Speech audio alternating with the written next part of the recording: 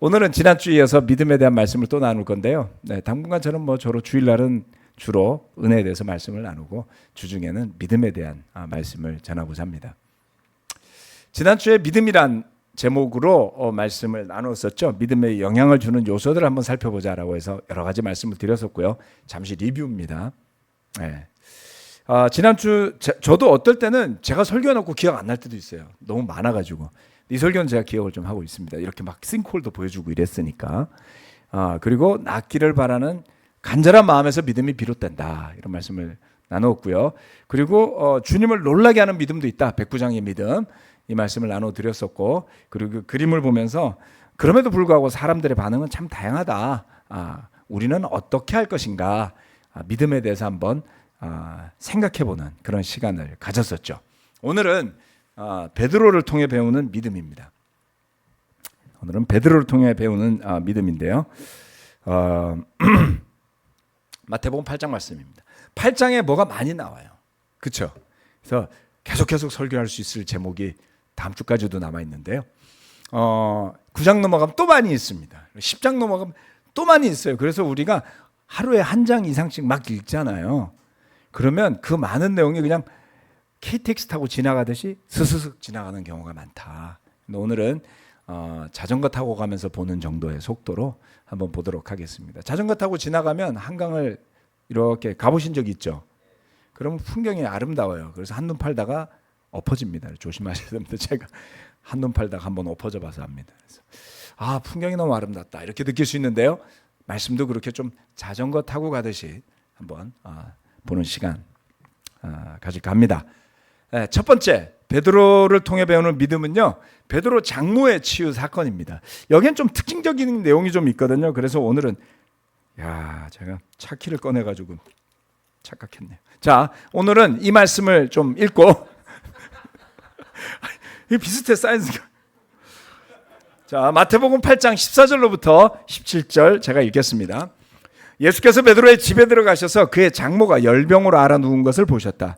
예수께서 그 여자의 손에 손을 대시니 열병이 떠나가고 그 여자는 일어나서 예수께 시중을 들었다. 날이 저물었을 때 마을 사람들이 귀신 들린 사람을 많이 예수께로 데리고 왔다. 예수께서는 말씀으로 귀신을 쫓아내시고 또 병자를 모두 고쳐 주셨다. 이리하여 예언자 이사야를 시켜서 하신 말씀이 이루어졌다. 그는 몸소 우리의 병약함을 떠 맡으시고 우리의 질병을 짊어지셨다. 마태복음에는 이렇게 베드로의 장모가 치유되는, 그 장모님이 치유를 받는 과정을 설명을 했는데 이 스토리는요, 누가복음 빼고 다 나와요. 마태복음에도 나오고 마가복음에도 나오고 요한복음에도 나와요. 통상은 마태, 마가, 누가에 나오고 요한에 안 나오잖아요. 그런데 이 스토리는 누가에는 빠져 있고 마가와 요한복음에 나오는 스토리입니다. 근데 제가 이 말씀을 읽다가 보니까 예수님이 베드로의 집에 가가지고 아무 이야기도 안 했는데 이분이 아프시네? 고쳐드려야지. 고쳐드렸나? 이런 생각이 든 거예요. 베드로는 아무 이야기도 안 한 거예요. 베드로의 와이프도 아무 이야기도 안 했어요. 근데 아무도 아무 이야기 안 하는데 예수님이 가서 그냥 혼자 고쳐준 건가 싶어서 뒤져봤더니 마가복음도 그렇게 이야기를 하지 않아요. 그래서 그 이야기를 좀 더 생생하게 보기 위해서 고고학적 관점에서 이렇게 말하면 벌써 오늘은 또 무슨 얘기를 하려고. 고고학적 관점에서 입체적으로 이 사건을 좀 설명을 드리도록 하겠습니다. 혹시 여러분들 그 고고학, 성서 고고학 공부하시는 분 계세요? MD 과정에서 혹시 고고학 안 해요? 자, 궁금하신 분들은 검색을 하시면 다 있습니다. 성서 고고학 이렇게 치시던가, 아니면 영어로 바이블 아키올로지 이렇게 치면요, 그 잡지도 뜨고 그 다음에 뉴스도 뜨고 쫙 뜨거든요. 그래서 혹시라도 관심 있는 분들은 그 두 가지 단어를 검색해 보시고 한번 공부해 보세요. 특히 바이블 아키올로지는 저널들이 많아요. 그 잡지들이, 그리고 신문도 있고, 그래서 그거를 읽어보면 너무너무 재밌습니다. 그래서 오늘은 그 맛을 조금만 보여드리는 거예요. 자, 여러분 보시는 왼쪽에 있는 게 베드로의 집을 그린 거예요. 베드로의 집이 어디에 있었죠? 가버나움. 여러분 이거는 외워두셔야지 돼요. 가버나움, 갈릴리, 이거는 외워두셔야지 돼요. 왜냐하면 가버나움은 계속 반복해서 나옵니다. 주 무대예요. 주 도시예요. 그리고 오늘 제가 잊지 않게 해드리겠습니다. 이게 베드로가 살던 집이래요. 그런데 여러분 이 그림을 잘 보시면, 너무 밝은가? 네, 유튜브 보시는 분들 제 얼굴이 조금 어두워도 참아주세요. 자, 여러분 이렇게 보시면 여기 사람 사이즈가 얼마네요? 요거예요. 엔트런스라고 되어 있죠. 여기 입구입니다. 그럼 여기 사람들이 서 있는데 집이 이러면 이게 다 베드로의 집이었다고요? 어때요? 몇 평 정도 돼 보이세요? 만만치 않죠. 이게 복원해서 그린 거예요, 그냥. 그런데 고고학자들이 베드로의 집터였다고 여겨진 데를 발굴을 해보니까 집터가 이렇게 나온 거예요. 뭐 되게 많죠. 이거에다가 지붕을 씌운 게 여러분 보시는 왼쪽에 있는 그림이에요. 그런데 여기에 보면 맨 오른쪽에 여기에 보면 이렇게 척도가 나와 있습니다. 여러분들 잘 보이시나요? 보이죠? 이게 뭐로 돼 있냐면 5m예요. 그래서 이걸 대입시켜서 보면 여러분이 보시는 라지룸이라고 돼 있는 데가 6m 정도 되니까 6, 6은 36, 12평짜리예요. 방 하나 12평. 제가 사는 집 한 층이 12평. 자, 너무 커 방이. 자, 이 방이 12평이면 여기 있는 헛간 같은 것도 이렇게 따지면 한 15평 되죠. 예, 두 개 합쳐서 실평수 27평. 아멘. 그다음에 여기에는 코르트야드라고 돼 있어요. 북쪽을 향한 여기 입구로 들어오는데 가운데에 거실 같은 겁니다. 그리고 여기에 부엌 자리가 있어요. 왜냐하면 불 펴는 적에 있는 오븐이 있거든요. 고고학자들이 이런 거 하는 거예요. 그래서 보니까 거실은 장장 12평이 넘어요. 이건 한 거실이 여기도 있고 그다음 여기도 또 무슨 방이 있잖아요. 이것도 12평이잖아요. 그럼 여기는 얼마예요 도대체? 18평 정도 돼 보이는 거예요. 가운데 공간만 한 실평수 30평. 이것만 해도 벌써 여기 50평 넘었어요. 여기 또 있어요. 여기 또 있어요. 또 있어요. 또 있어요. 베드로 집이 왜 이렇게 큰 거지? 그런데 이거가 가장 바닥에 있는 예수님 시대 당시의 베드로의 집의 흔적인 거예요. 그러면 그거 위에는 뭐가 있냐? 이렇게 돼 있습니다. 여러분 좀 어지럽죠? 자, 왼쪽을 보시면 이제 중간 정도에는 터가 이렇게 생긴 거예요. 아까 봤던 그 돌담 같은 거 보이시죠? 근데 어때요? 집이? 예? 좀 달라졌어요. 그렇죠? 더 달라졌고 바깥에 어때요? 직선으로 생긴 벽들이 생겨 있죠. 더 넓어졌습니다. 이게 무슨 이야기냐면 베드로가 살아 있었던 당시부터 베드로의 집은 단순한 집의 기능을 넘어선 기능을 했다라는 거고요. 그리고 베드로가 하늘나라를 가고 난 이후부터 이곳은 교회로 쓰였다라는 겁니다. 교회로 쓰일 만큼 충분히 크죠. 우리 파크리오 예배당보다 훨씬 넓습니다. 그리고 더 나아가서 어떻게 됐냐? 여러분 오른쪽에 보시면 이제 완전히 뭔가 달라졌죠. 이게 가장 표면에 나와 있는 그 건축물의 기초들이에요. 그러니까 아까 봤던 그 돌담은 이거 밑에 파묻혀 있는 겁니다. 한 1m 밑에. 자, 여기서 보면 어때요? 모양이.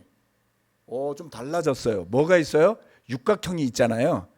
육각형, 그리고 바깥에 큰 둘레가 있고 이렇게 돌 무더기 같은 것들이 점점이 있고 아까 봤던 베드로의 집은 음영으로 처리가 되어 있습니다. 이거를 위에서 찍은 사진을 딱 보시면 어떻게 됐냐면 이렇게 돼 있어요. 방금 보셨던 육각형은 어디로 가 있어요? 요 뒤쪽에 있죠. 그렇죠? 그런데 가운데는 까만 게 있고 이쪽은 하얀데 뭐가 있어 보이나요? 신전 같아 보이죠? 여기가 회당입니다. 여기가 하얀색으로 된 신회당이고요. 가운데는 어떻게 보여요? 좀 검어 보이죠? 가운데는 구회당 자리. 현무암으로 만든 검은색 돌로 만든 회당 자리예요. 이거는 묻혀 있었던 자리였습니다. 묻혀 있던 자리. 그리고 베드로의 집은 어디? 가버나움 회당 담벼락 바로 옆에. 혹시 이태리 여행 가보신 분? 이태리. 예, 이태리 가면 가장 중심지에 뭐가 있어요? 도시에? 두오모라고 있죠. 예, 두오모가 뭐냐면 도움이란 뜻이에요. 교회 자리. 그러니까 이태리의 도시의 가장 중심지에는 두오모가 있습니다. 우리나라는 뭐가 있습니까? 종로에 가면 종각이 있죠. 그렇게 보시면 돼요. 그러면 유대인의 마을의 가장 중심부에는 뭐가 있다? 회당이 있다. 베드로의 집은 그 당시 회당 자리터 바로 옆에 있어요. 근데 사이즈가 어때요? 이 회당은 가버나움에 있는 모든 유대인들이 사용하는 회당이에요. 사이즈가 어때요? 아까 요만큼이 5m라 그랬죠? 요거 한 칸 정도가 5, 10, 15, 20 굉장히 큰데요? 베드로의 집이 만만치 않았어요. 베드로 가난했을까요? 갑자기 의심이 들죠. 우리 지금껏 베드로 가난했다고 들었는데 집이 왜 이렇게 커? 베드로 집 큰 거예요, 여러분. 자, 그래서 이게 어떻게 된 거냐면 AD 33년경부터 이제 베드로의 집이 예수님이 들러서 그의 장모님을 고쳐준 이후로부터 아주 명소가 되는 거죠. 예수님의 수제자 베드로, 그리고 장모님이 낳은 곳, 사람들은 이곳에 모여서 교제하기 시작합니다. 그리고 아까 봤던 그 그림들은 이후로부터 비잔틴 시대, 비잔틴 옛날에 역사 시간에 들었던 기억나죠? 대충 AD 600년까지를 비잔틴 시대라고 부르는데요. 아무튼 그 시기에 AD 450년경에 지어진 바실리카 교회 예배당 자리였던 거예요. 육각형으로 된. 자, 그래서 이거를 좀 어둡게 나왔네. 아쉽다. 구글 지도를 가지고 현지를 가서 누군가가 항공사진으로 찍은 그림을 딱 찍으면 여러분 이제 좀 보이시죠? 바로 여기가 바닷가예요. 어때요? 갈릴리 호수 북쪽 바닷가가 베드로 집에서 걸어서 바로 앞이에요. 오션 뷰 들어는 보셨습니까? 어부 베드로는 오션 뷰 큰 집을 가지고 있었어요. 그런데 베드로의 집터 자리에 지금 뭐가 있어요? 지붕이 씌워져 있죠. 육각형으로. 그렇죠? 이걸 보호하기 위해서 위에다가 지붕을 씌운 거예요. 그래서 하늘에서 보면 안 보입니다. 그 안으로 들어가면 이제 구체적인 자리가 보이기 시작하죠. 그리고 제가 말씀드린 현무암으로 된 회당 자리는 어둡게 보이고, 그 이후에 만든 흰색 돌, 아마도 대리석이나 뭐 기타 화강암, 기타 하얀색 돌로 만들었을 것 같아요. 뭐가 더 비쌌는지에 대해서 고고학자들은 여러 가지 의견을 나누고 있거든요. 화산 지형에서 옮겨온 현무암이 당시는 꽤 비쌌을 거라고 봅니다. 흰색보다가도. 자, 그래서 이건 나중에 만들어진 회당이에요. 적지 않은 규모의 회당이 이렇게 보이는 겁니다. 자, 이 베드로의 삶의 일부분을 볼 수 있는 장면인데요. 이것을 염두에 두고 마가복음을 한번 보도록 할게요. 이제 잘 보세요. 이제 느낌이 확 다를 거예요. 1장 28절. 그리하여 예수의 소문이 곧 갈릴리 주위의 온 지역에 두루 퍼졌다. 그들은 회당에서 나와서 곧바로 야고보와 요한과 함께 시몬과 안드레의 집으로 갔다. 이해가 되시죠? 바로 옆이잖아요. 그러니까 곧바로라는 단어를 쓴 거예요. 회당 나오자마자 옆에 베드로 집 갔지요. 마침 시몬의 장모가 열병으로 누워 있었는데 사람들은 그 사정을 예수께 말씀드렸다. 그냥 가신 거예요. 그랬더니 그 장모님이 열병에 걸려 있다고 주변 사람들이 사정을 말씀드린 정도밖에 없었습니다. 예수께서 그 여자에게 다가가셔서 그 손을 잡아 일으키시니 열병이 떠나고 그 여자는 그들의 시중을 들었다. 너무나 감사했겠죠. 베드로의 장모라 그러지만 아마도 우리 대부분의 자매들보다 젊었을 겁니다. 옛날에는 결혼을 일찍 했으니까요. 32절 해가 져서 날이 저물 때에 사람들이 모든 병자와 귀신 들린 사람을 예수께로 데리고 왔다. 그리고 온 동네 사람이 문 앞에 모여들었다. 누구 집 문 앞이요? 베드로의 집 문 앞이요. 이쯤 되면 베드로의 집이 소문이 날만하지 않습니까? 예수님의 수제자요. 그리고 그의 장모가 그 어려운 열병에서 기적적으로 나았어요. 사람들이 몰려들기 시작합니다. 그래서 비잔틴 시대에 성지순례를 오는 사람들이 꼭 들리는 자리 중에 하나가 이 베드로 집터였던 거예요. 그럼 여기가 베드로 집터인지 어떻게 알았느냐? 전래되는 이야기도 있지만 벽에 낙서를 누가 해놓은 거예요. 우리들의 믿음의 대장의 집. 근데 그거를 비잔틴 그 로마 비잔틴 시대에 누가 낙서해 놓은 거를 발견한 거죠. 그래서 여기는 베드로의 집이 거의 확실할 거다. 우리 믿음의 우두머리 그럼 예수님이지만 우리의 캡틴 역할을 했던 사람은 베드로이기도 했잖아요. 그래서 학자들이 그렇게 추정을 하고 지금 거의 확정적으로 그 자리라고 보는 겁니다. 자, 머릿속에서 한번 그려보자고요. 가버나움이라는 도시, 갈릴리의 호수, 그리고 가버나움에 있는 회당, 이제 바닷가에 회당이 바로 저기 있구나. 예루살렘 가시면 저기 꼭 가셔야 됩니다. 그리고 그 바로 옆에 있는 베드로의 집이라는 요소를 다 감안해서 머릿속에 그려보면 예수님이 가버나움에 오셔서 행했던 기적들과 여러 가지 그 가르침의 중심에 가버나움 회당이 있고요. 그리고 베드로의 집이 있는 겁니다. 아주 흥미롭고요. 그것이 아주 역동적이고요. 심지어는 인간적인 면도 포함되어 있어요. 다른 사람들이 예수님께 오기 위해서는 부르짖었어야지 됐고요. 찾아다녔어야 됐고요. 간구했어야 되는데 베드로의 장모는 그냥 누워 있었고요. 베드로가 뭐 해달라는 말도 없었는데 예수님이 쑥 들어가셨고요. 그리고 사람들이 사정 설명만 했더니 낫게 해주셨단 말이에요. 이거 특권인데요.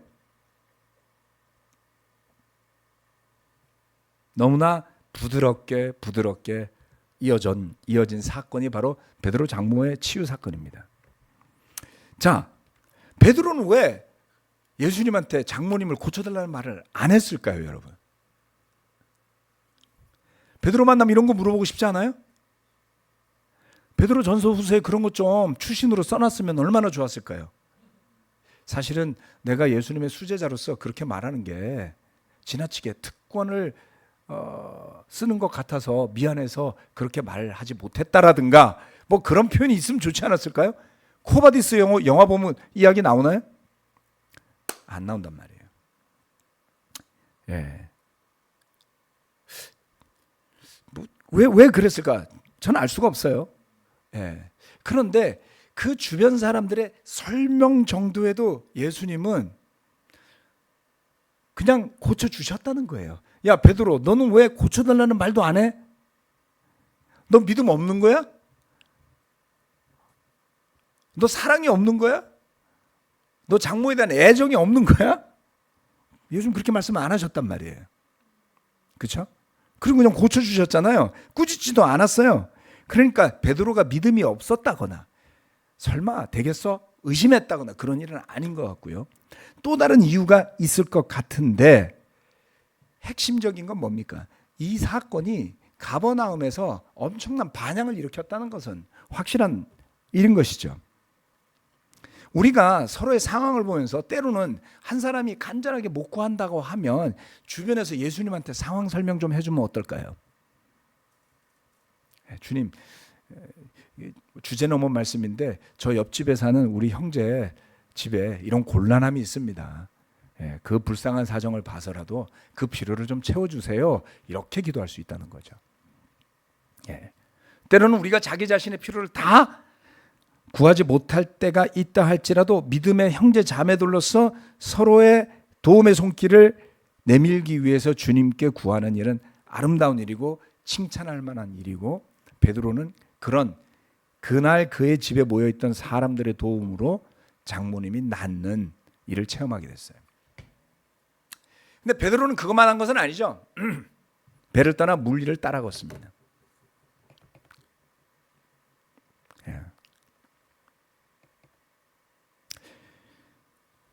마태복음 14장 25절로부터 29절 말씀입니다. 이른 새벽에, 아까 제가 설명 잘못했네요. 이 구절이 마가복음, 요한복음, 마태복음인데 아까 그 사건이 아니었습니다. 죄송합니다. 수정하겠습니다. 이런 새벽에 예수께서 바다 위로 걸어서 제자들에게로 가셨다. 제자들이 예수께서 바다 위로 걸어오시는 것을 보고 겁에 질려서 유령이다 하며 두려워서 소리를 질렀다. 예수께서 곧 그들에게 말씀하셨다. 안심하여라. 나다. 두려워하지 말아라. 베드로가 예수께 말하였다. 주님이시면 나더러 물 위로 걸어서 주님께로 오라고 명령하십시오.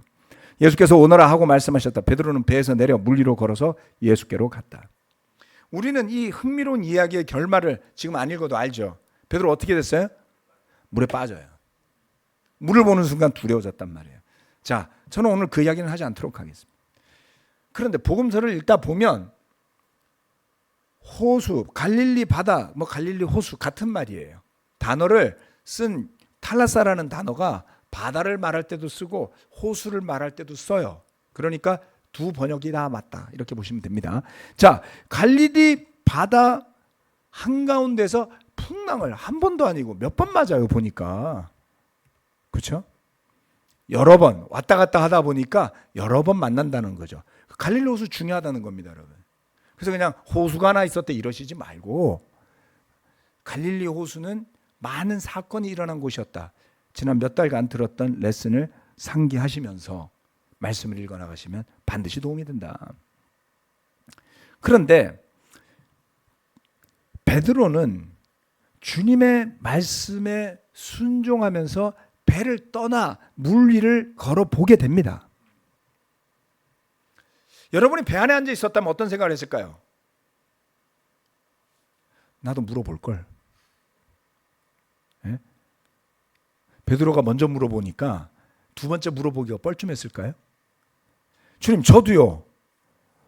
이랬으면 바돌로메도 한번 걸어봤을 수도 있고 유다도 한번 걸어봤을 수 있잖아요. 근데 아무도 아무 이야기를 안 했어요. 저는 왜 그런지 모르겠어요. 예. 근데 베드로가 주님, 다 두려워하고 있을 때 주님, 물 위로 걸어오라고 명령 좀 해주세요. 제자들도 놀랐고요. 베드로는요. 물 위를 걸어봤잖아요. 그 느낌을 여러분 만약에 걸었다면 어땠을까요? 여러분 하늘 날아보셨어요? 못 날아보셨죠? 낙하산 못 타보셨죠? 예, 저는 국비로 4번이나 타봤습니다. 비행기에서 떨어졌죠. 걸은 건 아니고 근데 낙하산 타고 날죠. 근데 잊을 수가 없는 게 비행기는 되게 시끄럽거든요. 막 시끄러워요. 그러고서 낙하산을 타고 툭 비행기에서 나오고 나면 비행기 절로 가버려요. 금방. 속도 빠르잖아요. 그리고선 갑자기 아무 소리도 안 들려. 상공 600m 정도 되거든요. 지상에서 한 600m.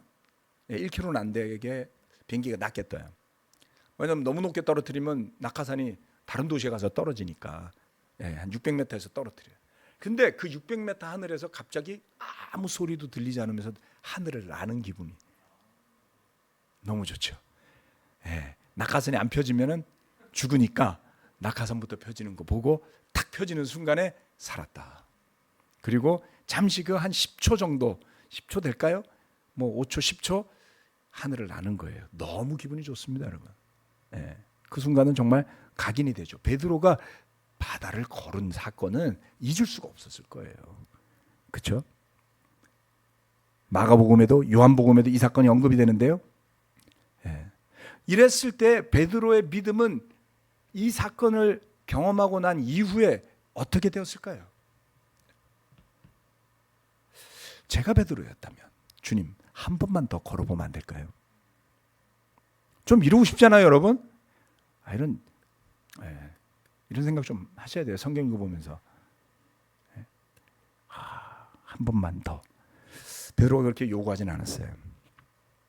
베드로의 체험을 바탕으로 그의 믿음이 어떻게 변화되었을지를 생각해 봅시다. 믿음은요, 두려움 때문에 아무것도 시도하지 않는 것보다 비록 실패한다 할지라도 배에서 떠나 한 걸음을 옮겨 보는 것에서부터 시작하는 겁니다. 베드로가 그의 장모가 열병에서 고쳐지는 과정에서는 좀 어리버리했던 거 아니었을까요?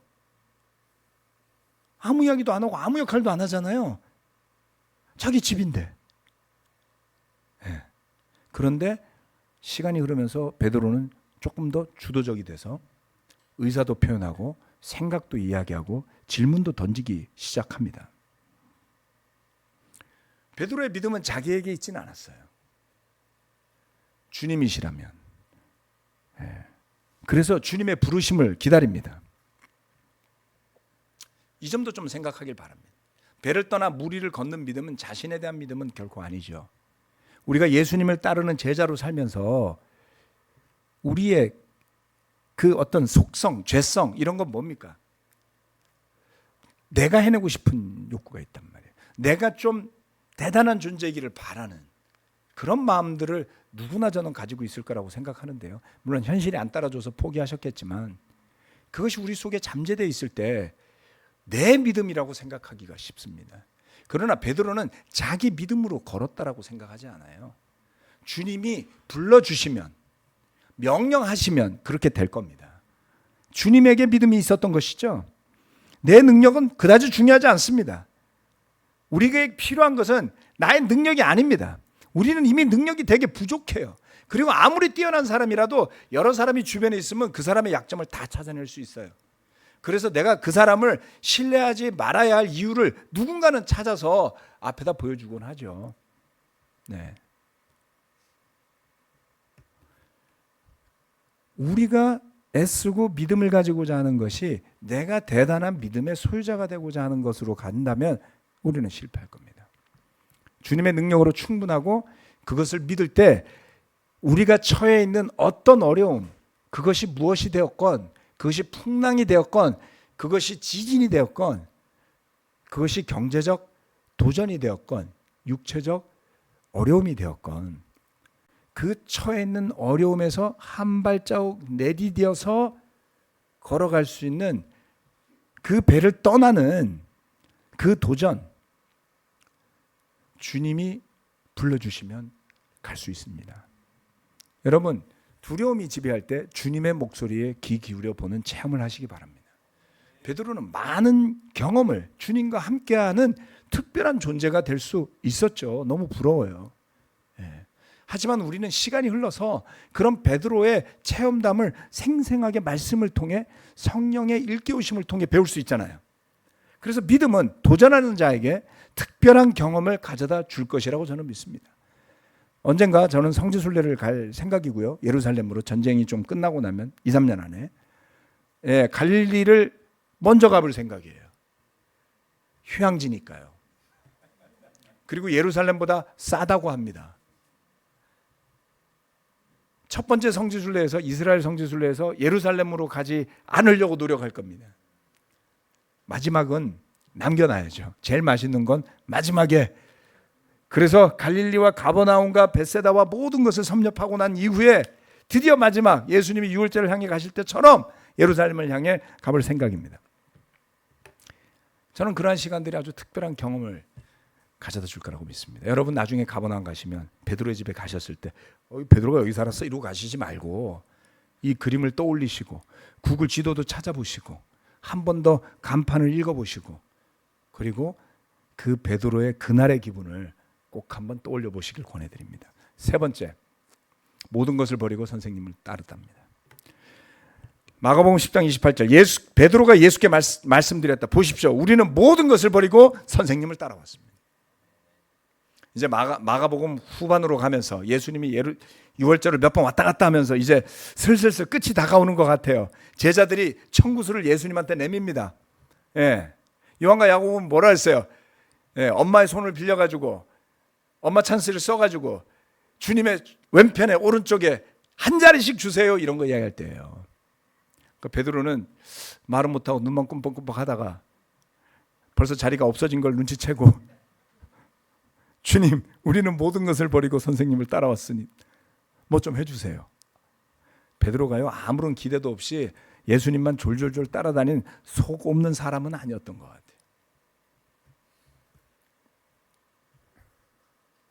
그래서 예수님이 이렇게 말씀하시죠. 참 친절하세요.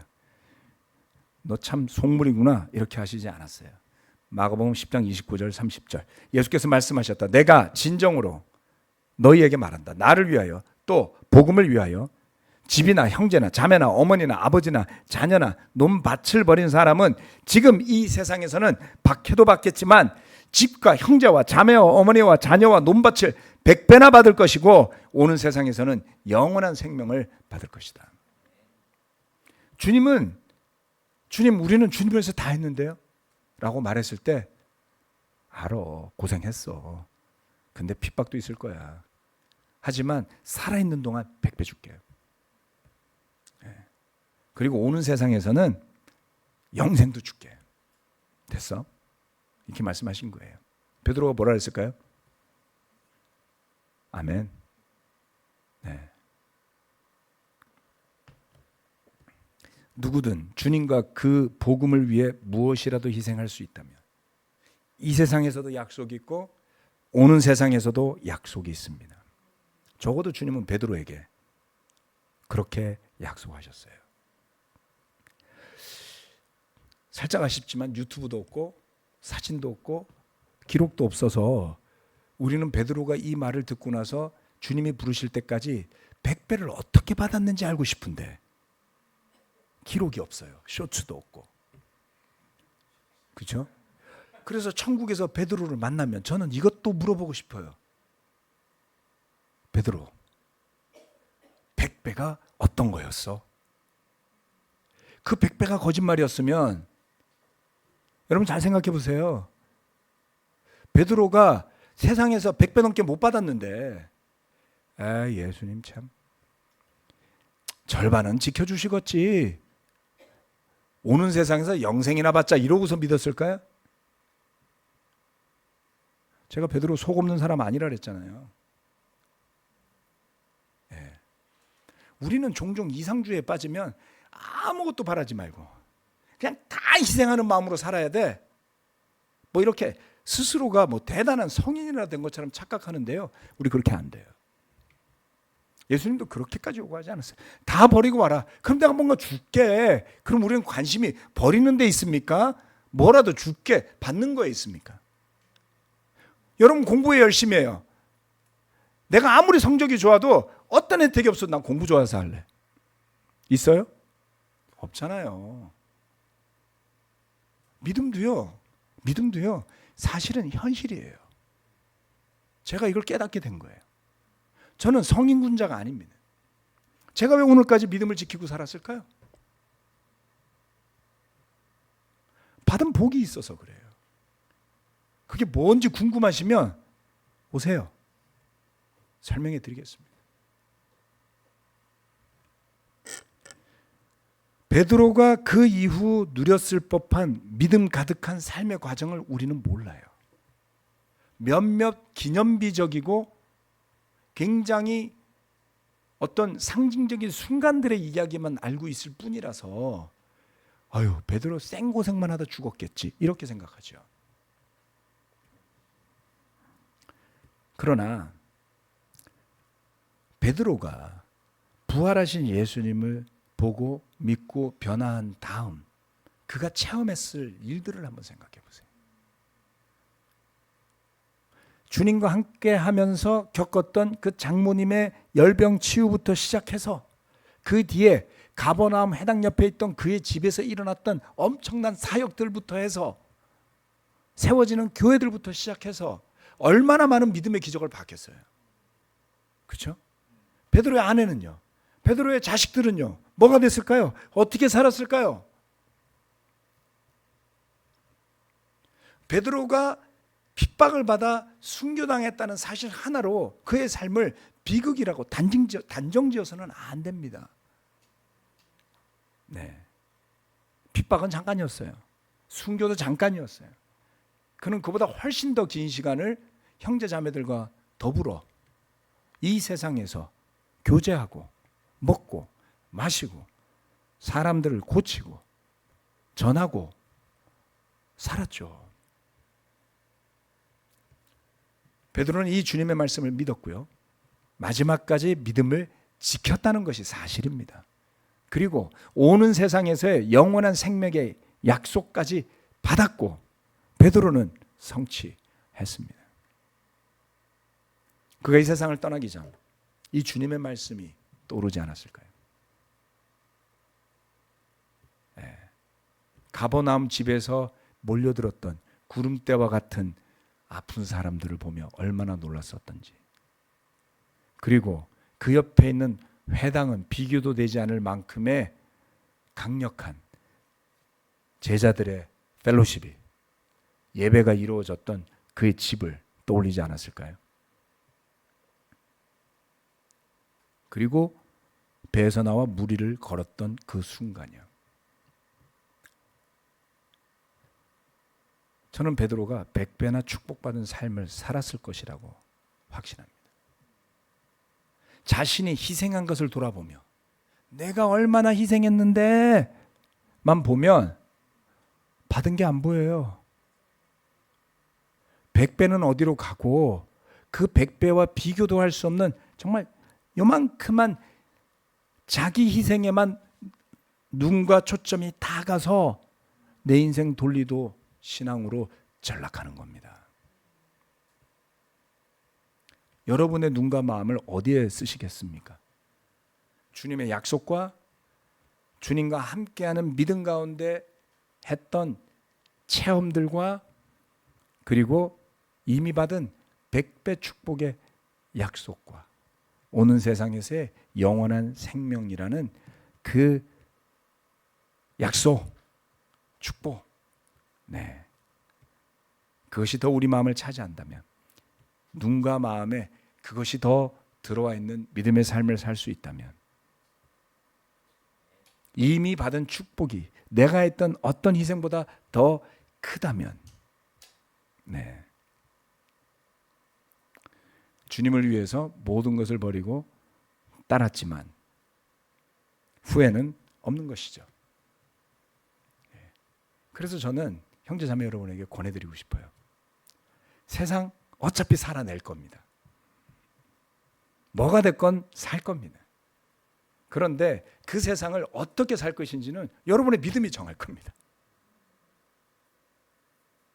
세상에 이 불안하고 어두운 곳에서 믿음의 승리자로 살 것인지, 100배 축복받은 사람으로 살 것인지, 아니면 요만큼한 희생에 눈이 멀어서 전전긍긍하며 살 것인지, 믿음의 후회 없는 삶을 기도하시고 바라보시길 권해드리겠습니다. 기도하고 마치겠습니다.